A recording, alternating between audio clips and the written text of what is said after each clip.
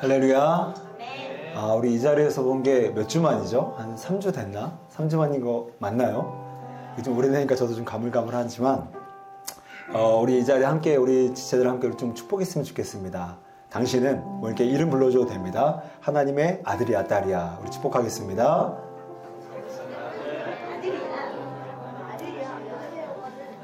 자, 우리 한마디로 인사할까요? 자, 하나님의 생명력으로 충만합시다. 인사하겠습니다. 특별히 이번 주 토요일에 우리 온 가족 새벽 기도회가 있습니다. 우리 청년들 젊을 때 좀 이렇게 좀 생각했으면 좋겠어요. 내가 기도 통장에 적금한다. 우리가 돈도 통장에, 돈만의 통장에 적금하는 게 아니라 내 인생에 예수님께서 그러셨잖아요. 기도 외에는 이런 이유가 나갈 수 없다. 그러니까 기적은 결국 기도로부터 나온다라는 거죠. 근데 우리는 안타깝게도 기도를 못할 때가 있어요. 그죠? 인정할 수밖에 없을 것 같아요. 그래서 이렇게 공적인 기도의 자리가 있을 때 여러분 함께 이 자리에 발걸음을 옮겨서 나올 때 기도 통장에 이렇게 계속해서 적금을 쌓다 보면 여러분 우리의 위험과 어려운 때 이 기도 통장에 쌓아뒀던 은혜들이 반드시 우리를 지키실 줄로 믿습니다. 그럼 혹시 안 나올 사람 손들어 볼래요? 안 나올 사람. 안 나올 사람. 없어요. 좋습니다. 여러분 제가 다 체크할 거예요, 그날. 자, 기다리겠습니다. 우리 함께 오늘도 우리를 예배를 받아주시고 또 우리 예배 가운데 함께 하실 그 하나님을 향하여서 우리 예배의 부름으로 함께 우리 마음을 모아서 선포하며 나가겠습니다. 시작. 하나님은 시퍼렇게 살아계십니다. 우리를 사랑하십니다. 하나님은 우리에게 지금 일하십니다. 우리는 최선을 다해 예배하겠습니다. 아멘. 오늘 본문은 우리가 잘 알고 있는 이 죽은 나사로가 부활하는 이야기입니다. 이 예수님은 이 맥락 안에서 자신을 가리켜서 나의 정체성은 부활이요 생명이라고 말씀하세요. 부활이 있다, 부활이 일어날 것이다가 아니라 내가 부활이고 내가 생명이야. 여러분 전혀 다른 뉘앙스입니다.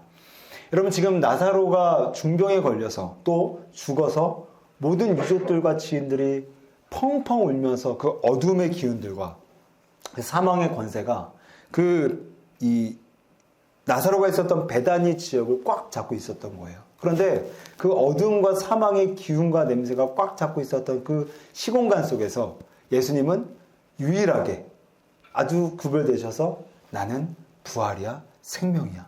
여러분 생각해 보세요. 우리 지금 다 먹구름이야. 먹구름인데 우리 위참만 회장이니까 찬이만 저기만 햇빛이 쬐 있는 거예요. 마치 하이라이트가 이렇게 쏟아지듯이. 여러분 이게 신앙의 능력 아닙니까? 오늘 예수님께서 그런 능력을 보여주시는 거예요. 모든 사방이 사망인데 나는 부활이야. 모든 사방이 다 죽어가는 건데 나는 생명이야. 여러분 우리는 예수님의 작은 제자잖아요. 아멘. 그러므로 예수님의 삶은요 2000년 전에 나와 상관없는 삶이 아니라 오늘 내가 살아갈 수 있는 삶의 모델로서 보여준 삶인 줄로 믿습니다. 그러므로 오늘 이 어둠의 기운에서 또 먹구름이 가득 찬 이 베다니 속에서 유일하게 햇빛과 생명으로 가득 차졌던 나는 부활이요 나는 생명이야 라는 이 역사가 오늘 이 말씀을 살펴보는 우리 모든 청년 가운데 일어나기를 주님의 이름으로 축복합니다. 그래서 오늘은요 두 가지 어떻게 해야 우리가 이 예수님처럼 이 사망의 권세 속에서도 생명으로 살아갈 수 있을까? 그래서 오늘 설교 제목이 믿음은 생명력을 갖게 한다. 두 가지를 좀 살펴보려고 합니다. 첫 번째는요. 우리가 이 생명력 있는 삶을 살아가기 위한 첫 번째 원리는 죽어야 된다는 겁니다. 여러분 굉장히 넌센스죠. 생명력을 갖기 위해서는 내 자아가 죽어야 된다는 거예요. 나사로의 누이 두 명이었잖아요. 이 마르다, 마리아. 이 누이들은 이 나사로가 중병이 들어가서 죽어간다는 이 환경을 보고 이제 예수님께 사람을 보내서 주님, 우리 동생을 좀 살려주십시오라고 사람을 보내게 됩니다. 근데 예수님이 이 소식을 들어요. 근데 문제는 예수님이 의도적으로 예루살렘에서 본인이 계셨던 예루살렘에서 의도적으로 이틀을 더 머무르십니다.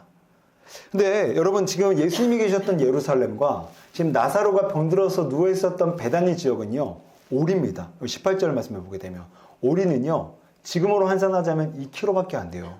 여러분 우리가 1km를 걸으면 얼마나 걸리죠? 1km? 10분. 뭐 늦으면 15분. 그러니까 예수님은요 안 간 겁니다. 멀어서 못 간 게 아니라 20분이면 코다할 거리를 예수님이 의도적으로 이틀에 더 머물다 가 계세요. 한 영혼이 천하보다 더 귀하다면서요. 근데 왜 예수님은 머무르십니까? 거기에 은혜의 비밀이 숨겨져 있다는 거예요. 그게 뭐냐면 여러분 생각해 보세요. 사람은요 마음이 간악해서요 화장실 들어갈 때 나올 때 같다 다르다? 완전 다릅니다. 그래서 만약 나사로가 중병에서 고침을 받았다면 처음에는 예수님 감사해요, 예수님 영광입니다 라는 고백을 했을 거예요. 그러나 시간이 지나면서 생각해보니까 좀 운이 좋았나? 내가 좀 오늘 그날따라 호르몬 작용이 좀 좋았나? 이렇게 자기 힘으로 나을 수도 있겠다라는 착각을 하게 돼서 예수님의 은혜를 몽땅 잊어버리게 돼요. 그래서 예수님은 그런 여지를 안 주신 겁니다. 그래서 죽여버린 거예요. 죽을 때까지 기다리신 거예요. 죽어서 부활시켜야 이게 예수님이 하신 일이구나 라는 고백이 나올 수 있기 때문에 짜잔하게 중병 정도에 살리지 않습니다. 완전 죽어버려요.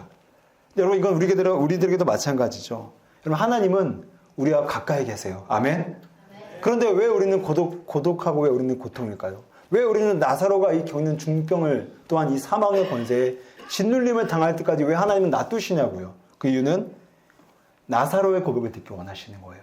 주님, 내가 운이 좋아서, 우리 집에 돈이 많아서, 내가 아는 의사가 있어서, 또 나의 장례를 열어줄 수 있는 사람이 있어서가 아니라 오직 주님만이 내 인생을 책임져 주셨습니다.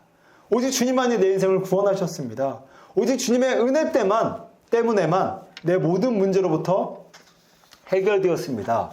라는 이 고백을 듣기 위해서 우리와 가까이 계신 하나님은 마치 예수님이 가까이 있었지만 나사로를 내버려 줬던 것처럼 우리를 내버려 두신다라는 거예요. 이번 주 월요일, 화요일 우리 교회에서 김장을 했거든요. 그래서 저도 이제 월요일, 화요일 다 이렇게 투입돼서 막 나르고, 막 속 나르고, 막 이렇게 쪼개고, 막 자르고 다 했어요. 근데 여러분, 우리가 교회 김장이 아니라 보통 김장을 할 때 왜 소금물에 배추를 절이죠? 간이 배라. 맛있으라고. 역시 남자야. 역시 단순해. 굉장히 단순해. 저도 그런 줄 알았어요. 간이 배라고. 더 중요한 건 배추를 죽이기 위해서입니다. 그렇죠? 이게 빳빳하게 살아있으면 속이 안 먹어요. 빳빳하게 살아있으면 아무리 주부 구단들이 이 속을 묻히려고 해도요, 그 안으로 흡수가 안 됩니다. 그래서 소금물에 이 배추를 완전히 담가버려서 완전히 그냥 시들시들해지게, 완전히 이게 뭡니까? 흐물흐물해지게. 그럼 그때 속을 묻히면 그 속들이 배추의 그 곳곳에 침투가 되어서 우리가 맛있는 그 배추, 그 김치가 되는 거예요. 그래서 첫 번째 단계는 배추를 죽여버려야 이 배추가 고급 브랜드의 김치로 부활할 수 있다는 거죠. 마찬가지입니다.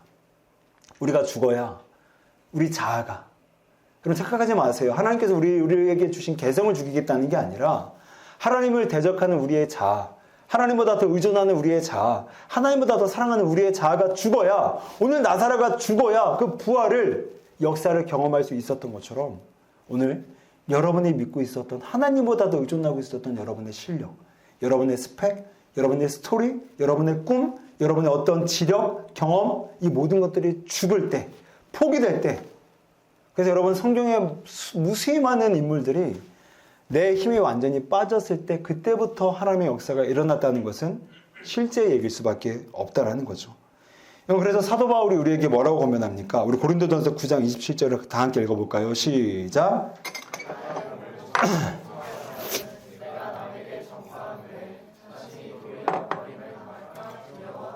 사도 바울이 우리에게 뭐라고 얘기하냐면 내가 내 몸을 쳐 복종하게 한대요. 근데 여기서 말하는 몸은 어디냐면요, 헬라어로 이 몸은 여기를 뜻합니다. 여러분, 여기 눈 바로 밑에. 여러분 권투를 해본 적이 있으시거나 권투를 잘 아는 청년들은 알 겁니다. 남자의 급소가 두 군데가 있어요. 하나는 그 생식기, 또 하나는 바로 여기입니다. 그러니까 이 생식기는 가드를 할 수 없으니까 반칙이에요. 근데 여긴 때려도 돼요. 근데 필사적으로 맞는 거죠. 왜요? 여기는 단련이 안 돼요. 무수히 많은 근육들을 단련할 수 있지만 유일하게 여기만 이 단련이 안 되는 급소기 때문에 여기 때리면은 그냥 죽는 겁니다. 그러니까 KO 되는 거예요. 그러니까 권투 선수들이 여기를 포기하더라도 계속 어딜 가리죠? 배를 포기하더라도 계속 이렇게 가드를 치는 거잖아요. 여기만 맞기 위해서. 딴 데 좀 맞더라도 버틸 수 있는데 여기는 그냥 꼼짝없이 그냥 급소기 때문에 쓰러지는 겁니다. 근데 사도 바울이 내가 내 몸을 쳐 죽인다라는 거예요. 이 급소를 매일매일 내가 좀 과격하게 얘기하면 매일매일 두들겨 팬다는 겁니다. 왜요? 왜요? 사도 바울과 같이 똑똑한 사람이 왜 그랬냐고요. 왜죠? 그렇게 자기가 의존했던 이력, 스펙, 스토리, 가문이 하나도 하나님의 일하심에는 도움이 안 되는구나. 이게 내 인생의 미래를 열어갈 수 없구나 라는 사실을 인지한 순간 오히려 스스로 자기가 자기의 급소를 포기하고 내려놓습니다. 그때서야 하나님의 일하심이 나타나기 때문인 거죠. 그럼 그렇다면 우리 사랑하는 청년 여러분, 여러분의 급소는 뭡니까? 여러분의 급소가 뭐예요? 다 다를 거예요. 누군가는 내 성격, 야 나는 성격 좋으니까 성공할 것 같아. 누군가는 우리 집, 우리도 우리 집은 내가 이렇게 뭔가 하면 좀 밀어줄 수 있는 요거 있지 않은데. 누군가는 내 입담, 내 입담 정도면 어느 정도는 다 커버치고 넘어갈 수 있어. 자기만의 급소가 있을 겁니다. 근데 그게 하나님보다 사랑하고 하나님보다 의존하고 하나님보다 더 앞서 나가게 되면 그거는 하나님의 영광을 막고 하나님의 일하심을 막는 게 되기 때문에 사도 바울은 뭐라고 하죠? 내가 내 몸을 쳐. 여기서 내 몸은 뭐예요? 사도 바울이 그 가말리엘 문화에 학파라는 자기의 이력을 쳐서 쓰러뜨리고 자기가 바리새파 출신이라는 유대인의 정통 유대인이라는 자기의 가문 출신을 쓰러뜨려서 죽이는 겁니다. 여러분 김미경 씨 알죠? 김미경. 우리 강연계의 다크호스. 그러니까 우리 남자에서는 김창호, 여자에서는 김미경. 여러분 김미경 누군지 알아요? 모르면 나중에 찾아봐요. 내가 사진을 가져온다고 깜빡 안 가져왔어. 김미경 씨가 작년에 회심을 했어요. 기독교로. 근데 그 스토리를 제가 좀 들어봤거든요. 이분이 타고난 사업가입니다. 그러니까 감각이 있는 거예요. 왜냐하면 시대에 대한 분석을 계속 하는 분이니까. 그래서 코로나가 터지면서 자기 회사를 IT 기업으로 일제 전환시키게 됩니다. 그래서 거의 순간인 것 같아요. 유튜브 구독자가 180만 명에 이르렀고 직원들의 100명까지 올라가게 된 거예요. 그러니까 이 IT 기업의 오너, 근데 이 김미경 씨의 말을 빌리자면 100명의 사람에게 월급을 주려면 속도가 계속 나야 된다는 거예요.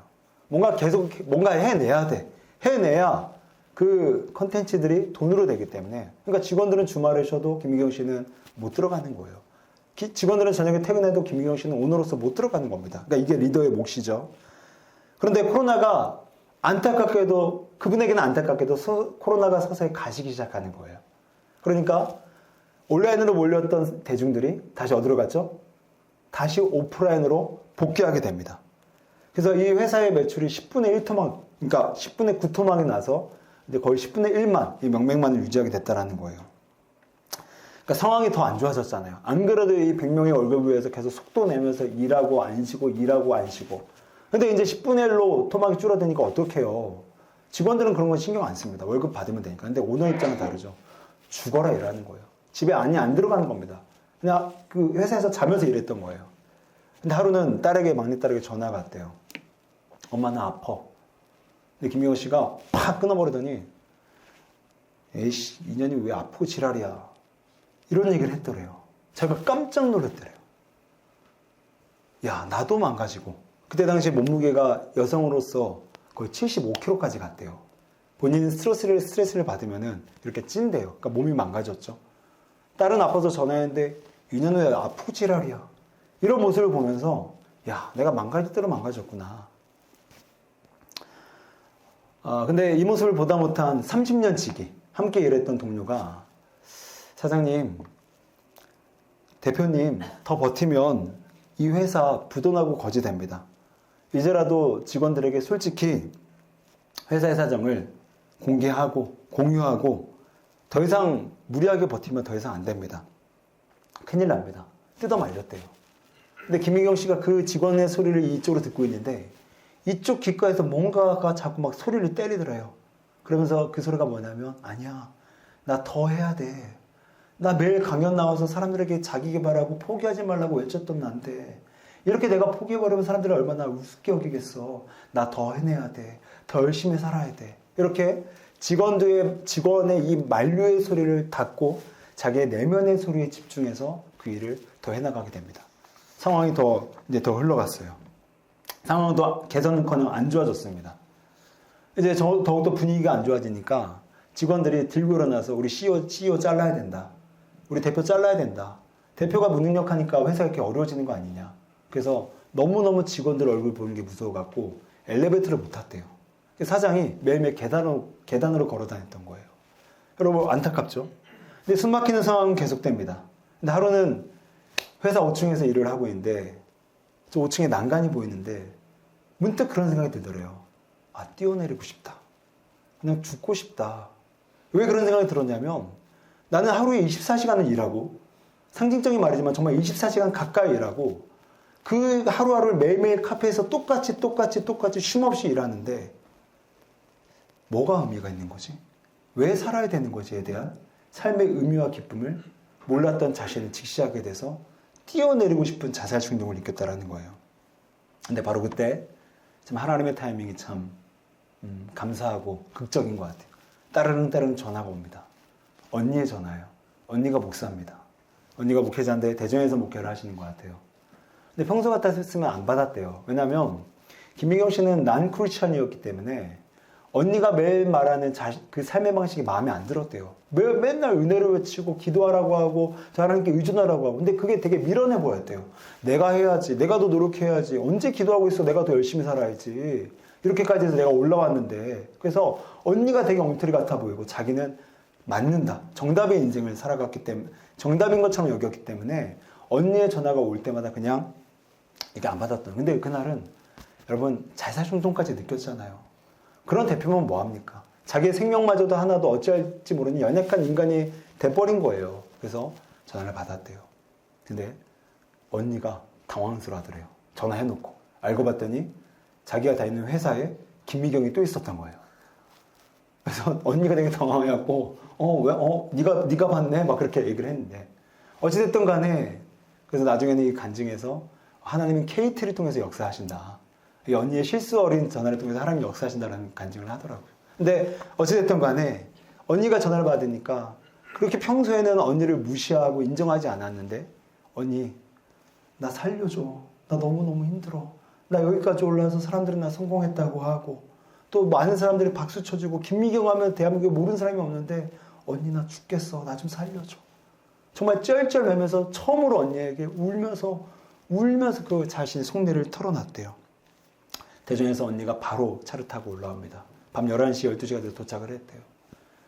근데 언니 품에 꺼이꺼이 품에 안겨서 울면서 울었더니 이 언니, 목회자인 언니가 첫 마디가 이거였대요. 미경아, 너 죽어야 돼. 네가 안 죽으니까 하나님과 연결되지 않는 거야. 네가 10의 일을 한다면 네가 죽어서 그분과 연결되면 천의 하나님, 만의 하나님, 천만의 하나님이 너의 하나님이 되고 지금 너가 겪고 있는 이 숨막히는 현장에서도 기쁘게 그 일을 감당할 수 있도록 능력 주실 텐데 네가 죽어야 돼. 네가 죽어야 그분이 너의 인생 가운데 들어오셔. 김미경 씨가 그 자리에서 언니의 기도를 따라서 영접 기도를 하고 회심을 하고 이분이 지금 하고 있는 게 뭐냐면 하루에 2시간씩 매일매일 영적 일기를 쓰신대요. 여러분 우리 시간 없다고 핑계대지 맙시다. 시간 없다고 정말 핑계대지 맙시다. 목사님 저 정말 기도할 시간 없는데요라고 하지 맙시다. 하루에 20시간을 일하는 사람도 하루에 2시간을 들여서 영적 기도를 써요. 영적 일기를. 영적 일기를 쓰면서 자신의 모습을 참회하는 거예요.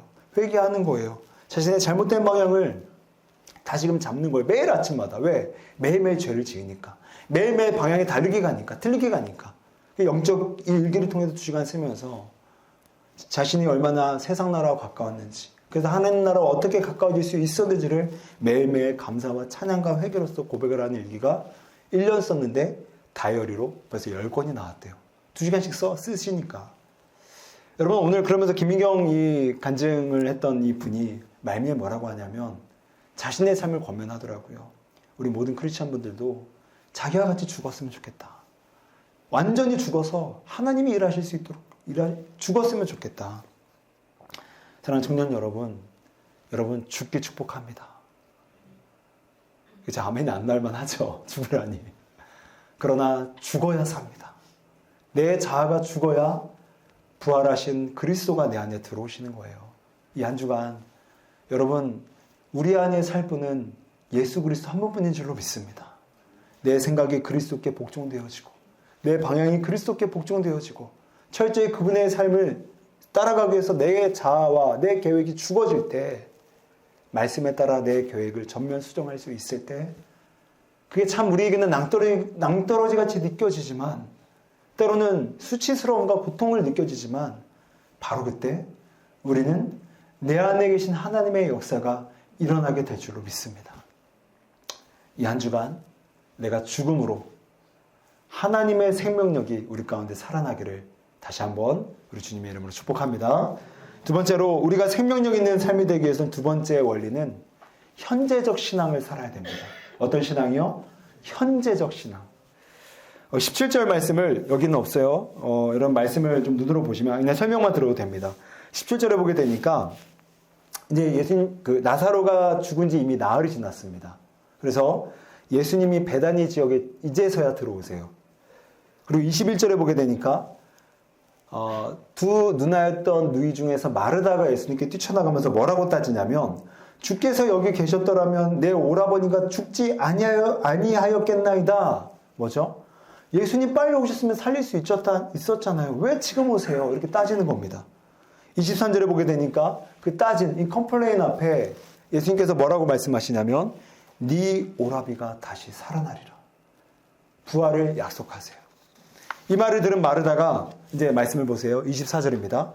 마르다가 이르되 마지막 날 부활 때에는 다시 살아날 줄을 내가 아나이다. 예수님은 23절에서 네 오라비가 다시 살아나리라 부활을 말씀하셨어요. 그 말을 들었던 마르다는 24절에서 이 말을 공감하면서, 맞습니다, 주님. 마지막 날 부활 때에는 다시 살아날 줄을 나도 믿습니다. 라고 예수님의 부활을 공감하고 동의하고 인정합니다. 맞죠?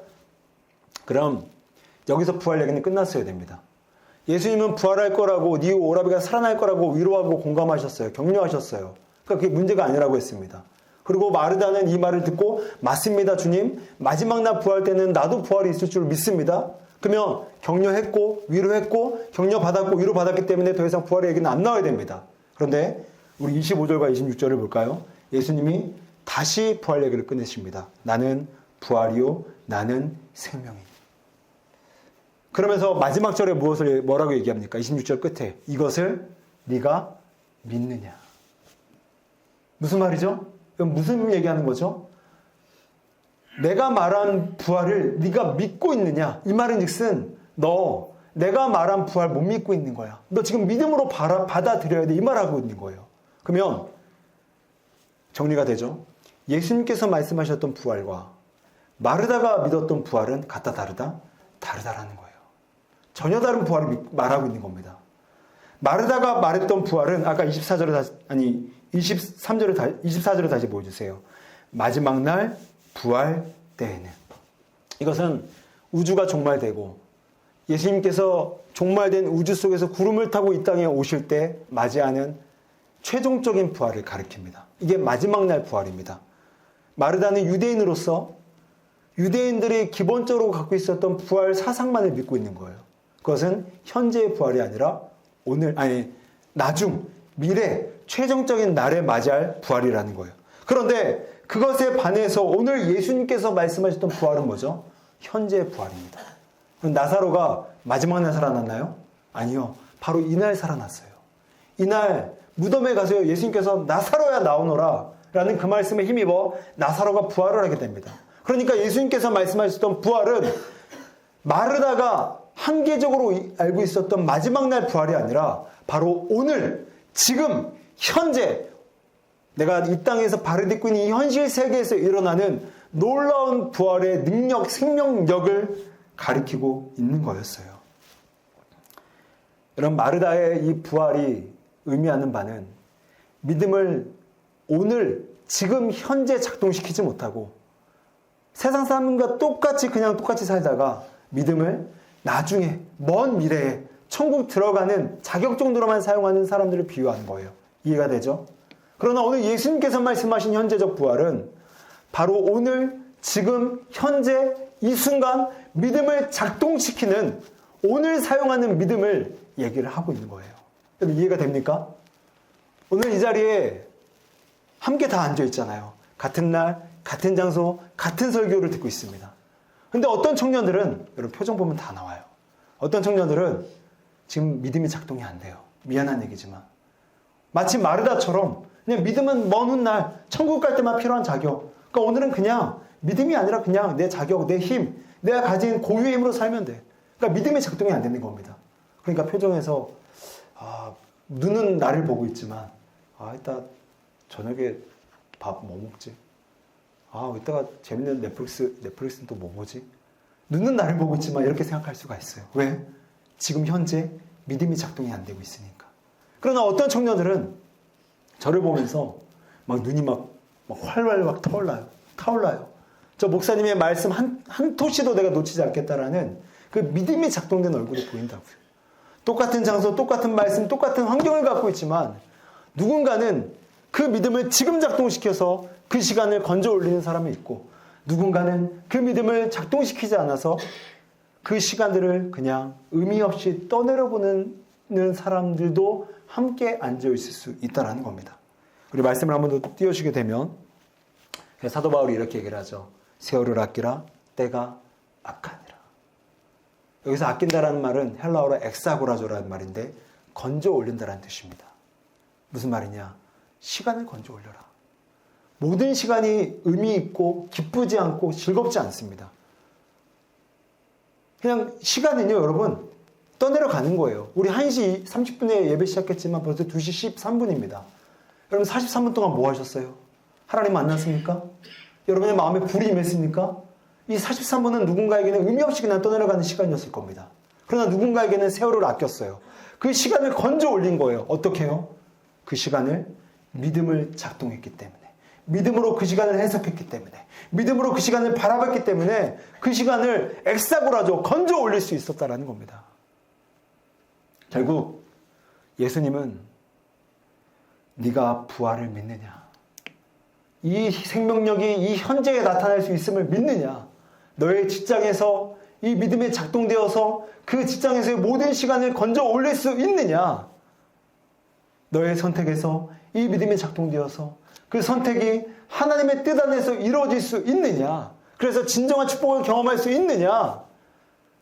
그렇게 되기 위해서 오늘 이 시간, 현재, 지금 우리의 믿음을 그 시간에, 그 환경에, 우리의 일 속에서, 우리의 모든 관계 속에서 믿음으로 선택하고 믿음으로 작동하고 있느냐? 이 말씀이 24절에서 네가 이것을 믿느냐라는 예수님의 물음이 지금 오늘날 우리에게 임하고 있는 겁니다.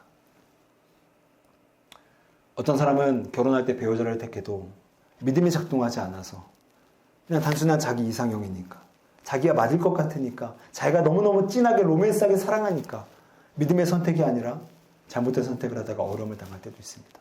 어떤 사람은 투자할 때가 아닌데 믿음으로 투자한 게 아니라 욕심과 돈에 눈이 멀어서 투자했다가 얼마나 많은 난패를 경험한 적이 있습니까?